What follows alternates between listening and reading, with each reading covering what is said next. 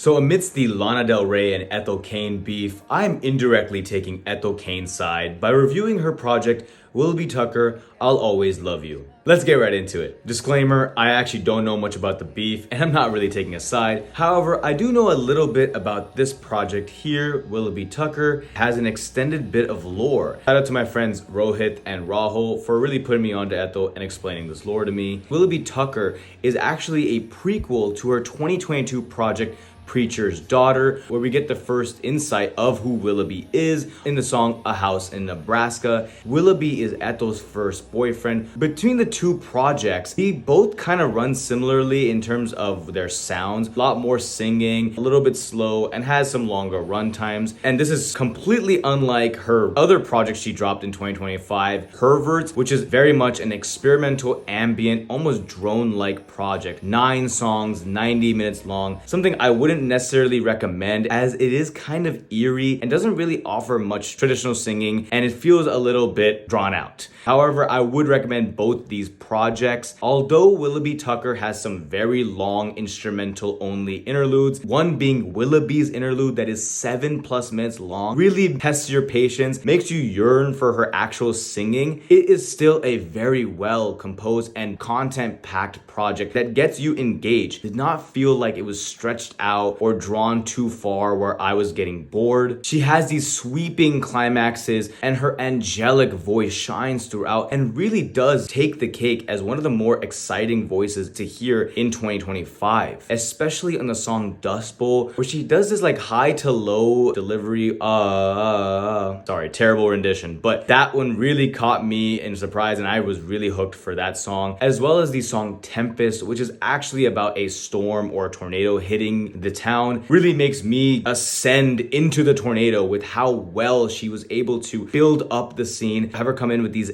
epic moments throughout, and it doesn't even feel like it's 9 minutes long. It is so engaging and does not really get you drained or tired. The last song, Waco, Texas, being 15 minutes plus, did not feel like it was way too stretched out, and I felt refreshed after listening to it, where I wanted to immediately listen again to really catch other moments I might have missed. The only gripe I have was the song A Knock at the Door, and that is only because of the guitar sliding. I personally found that a little annoying and it took me out of her actual singing. Everything else I thought was very intentional, very well composed and cohesive. I'll give this Ethel Cain project an 8.75 out of 10. Absolutely amazing. Maybe I am actually on Ethel's side on this beat. Let me know what you think of my rating and let me know what you would give this Ethel Cain project.